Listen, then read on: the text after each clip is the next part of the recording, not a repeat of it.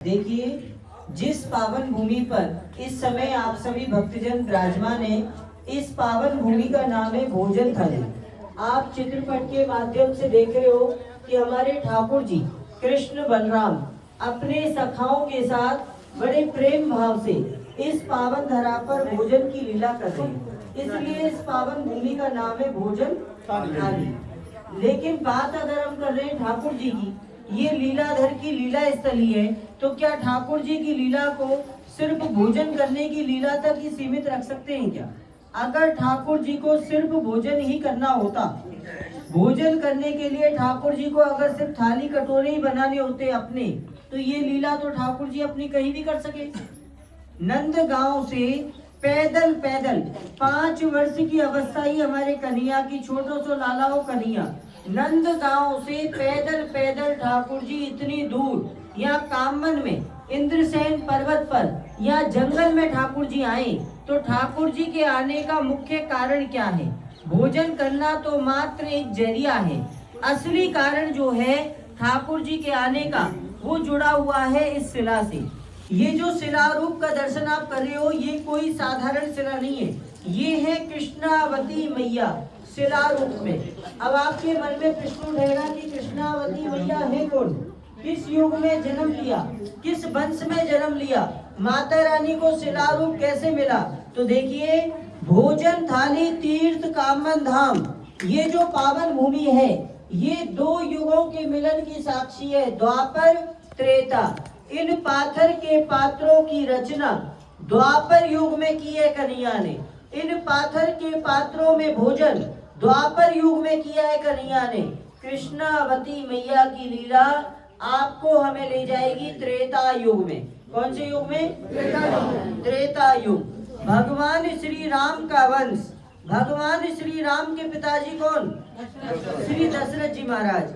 श्री दशरथ जी महाराज के पिताजी कौन? श्री अज महाराज। श्री अज महाराज जी से भी आगे चलिए, भगवान श्री राम के वंश में तीसरी चौथी पीढ़ी में अयोध्या के राजा हुए कुबलासु। कुबलासु राजा की सुपुत्री हैं भक्त शिरोमणि कृष्णावती मैया, जिनका शिला रूप में दर्शन आप कर रहे हो, हम कर रहे हैं, पूरा ब्रह्मांड कर रहा है। कृष्णावती मैया को शिला रूप कैसे मिला? कृष्णावती मैया ने त्रेता युग में भगवान विष्णु की आराधना की है, एकादशी व्रत का संकल्प लिया है। एक दिन देवोत्थान एकादशी का पावन पर्व था। अयोध्या में सरयू जी बहती है, प्रतिदिन की भांति कृष्णावती मैया अयोध्या में सरयू जी में स्नान करने के लिए, हरि आराधना करने के लिए गई हैं। और जैसे ही गोता लगा के बाहर निकली है कृष्णावती मैया, तो क्या देखती हैं कि गदा शंख चक्र पद्मधारी साक्षात भगवान विष्णु कृष्णावती मैया के समक्ष प्रकट हुए और बोले हैं कि हे भक्त शिरोमणि कृष्णावती मैया, मैं आपके भक्ति भाव से अत्यंत प्रसन्न हूँ, मनोवांछित वर मांगो। क्या वरदान मांगा है? माता रानी ने ऐसी अचल भक्ति मांगी है भगवान विष्णु से कि भगवान विष्णु ने वंदना की है माता रानी के भक्ति भाव की। क्या वरदान मांगा है कि हे सृष्टि के पालन करता भगवान विष्णु, अगर आप प्रसन्न हो तो ऐसी अचल भक्ति प्रदान करो ठाकुर जी कि मैं पत्थर की शिला बनूं। ठाकुर जी, पत्थर की शिला। सनातन धर्म संस्कृति में सिर्फ 2 उदाहरण हैं कि एक नारी बनी पत्थर की शिला। एक सतयुग में बेकसूर अहिल्या माता थी, जो अपने पति गौतम ऋषि के श्राप से पत्थर की शिला बनी, जिनका भगवान श्री राम ने उद्धार किया। और दूसरा उदाहरण हमारे आपके पूरे ब्रह्मांड के सामने है, कृष्णावती मैया, जिन्होंने शिला रूप मांगा है अपने लिए वरदान कि ठाकुर जी, मैं बनूं पत्थर की शिला और आप बाल रूप में ठाकुर जी मेरे ऊपर विराजमान होकर के भोजन करो। आपके मुखार बिंद से जो झूठन गिरेगी मेरे ऊपर, उस झूठन के स्पर्श से मेरा उद्धार हो। भगवान विष्णु बोले कि माता रानी, मैं वंदना करता हूँ आपके भक्ति भाव की, आपका भक्ति भाव वंदनीय है। मैंने आपको ये वरदान दिया तथास्तु, लेकिन मुझे दुख है माता रानी, त्रेता युग में मैं आपकी ये मनोकामना पूर्ण नहीं कर पाऊंगा।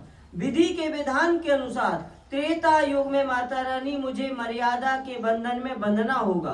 भगवान श्री राम के रूप में मुझे भूमंडल पर जन्म लेना है त्रेता युग में। तो इस युग में तो आपको मेरे चतुर्भुज स्वरूप के दर्शन मिल गए हैं, आप मेरे बैकुंठ धाम में निवास करो। हाँ, मैं आपको वचन देता हूँ माता रानी, द्वापर युग में जब मैं कन्हैया के रूप में ब्रजमंडल में जन्म लूंगा, हे भक्त शिरोमणि कृष्णावती मैया, आप कामवन धाम में, ये कौन सा धाम है? कामवन धाम। कामवन धाम में इंद्रसेन पर्वत में भोजन स्थली नाम की शिला के रूप में विराजमान होंगी। और माता रानी, मैं नंद गांव से आऊंगा, बड़े भैया बलराम अपनी मित्र मंडली के साथ गैया चराता हुआ माता रानी आपके भक्ति भाव को नमन करने के लिए। तो भगवान विष्णु ने वचनानुसार द्वापर युग में जब कन्हैया के रूप में ब्रजमंडल में जन्म ले लिया है, 5 वर्ष की अवस्था ही हमारे कन्हैया की, छोटो सो लालाओ कन्हैया नंद गांव से पैदल पैदल गैया चराते हुए ठाकुर जी महाराज इस पावन भूमि पर पधारे हैं। याद है ठाकुर जी को कि मैंने अपने भक्त को क्या वचन दिया है, लेकिन लीलाधर को अपनी लीला तो रचा नहीं है। तो अपने सखाओं से कह रहे हैं कन्हैया कि देखो भैया, नंद गांव से गैया चराते चराते बहुत दूर आ गए हैं, थक गए भैया। देखो कितना सुंदर स्थान है कि चारों तरफ सघन वृक्षों की छाया है, भैया यहीं आराम करेंगे। अरे भैया, मुझे तो भूख भी लग रही है। अरे भैया, कितनी सुंदर शिला है, मैं तो भैया यही शिला पे बैठ के भोजन करूंगा। ठाकुर जी अपने सखाओं से कह रहे हैं। अब सखा बेचारे सीधे साधे, उन्हें क्या मालूम कि टेढ़े टेढ़े कन्हैया की कौन सी लीला चल रही है, कन्हैया की लीला में कौन सा भेद छिपा हुआ है, सखाओं को क्या मालूम। सखाओं की नजर में तो कन्हैया छोटो सा लाला ही है। तो सखा कह रहे ठीक है भैया कन्हैया, तू नंद लाला है भैया, तेरे घर में 9 लाख गैया है, तू महाराज है, ठीक है भैया तू बैठ जाए शिला पे, ठीक है। हम तो भैया गरीब ग्वाल वाले, हमें तो भैया ठाकुर जी जहाँ बैठाएंगे हम तो भैया वही बैठ जाएंगे, तू बैठ जा।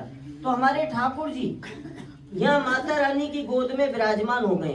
ठाकुर जी के बड़े भैया बलराम, ठाकुर जी की मित्र मंडली, यहाँ ठाकुर जी माता रानी के चहुं ओर यहाँ मंडली जमा करके बैठ गए, विराजमान हो गए। भोजन की पोटली खुल गई है ठाकुर जी की।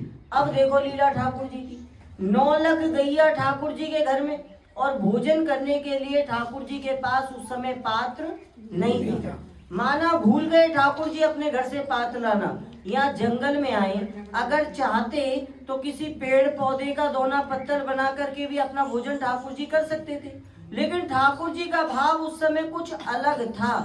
ठाकुर जी का भाव ये था कि मैं अपने भक्तों को, अपने भक्तों की पीढ़ी दर पीढ़ी को अनंत काल तक अपनी भोजन लीला का दर्शन लाभ देना चाहता हूँ। जो भक्त सच्चे मन से, सच्चे भाव से मेरी भोजन लीला का दर्शन लाभ लेंगे, उनके घर परिवार में कभी कोई कमी नहीं रहेगी, सुख शांति हमेशा बनी रहेगी। इस भाव से तीनों लोकों के स्वामी द्वारकाधीश ने निश्चय किया है कि मैं कामवन में इंद्रसेन पर्वत पर अपना भोजन करने के लिए पाथर के पात्रों की रचना करूंगा।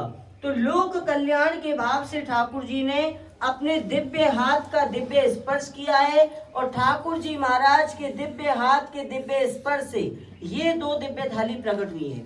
ये छोटी थाली कन्हैया ने अपने लिए बनाई है, ये कन्हैया की थाली है। बड़ी थाली बनाई है कन्हैया ने बड़े भैया बलराम जी के लिए, ये बलराम जी की थाली है। ये कन्हैया का कटोरा, ये बलराम जी का। द्वापर युगीन भगवान श्री कृष्ण बलराम की छाक लीला का दर्शन आप सभी भक्तों के समक्ष दर्शनार्थ प्रस्तुत है। आप सामने दर्शन कर रहे हो इंद्रसेन पर्वत, देवराज इंद्र, आराधना भगवान हरि, 33 कोटि देवी देवता देवराज इंद्र के सानिध्य में प्रतिपल इस पावन भूमि पर हरि आराधना करते हैं, इसलिए इस पर्वत श्रेणी का नाम है इंद्रसेन पर्वत। बोलिए भोजन थाली तीर्थ कामन धाम की जय।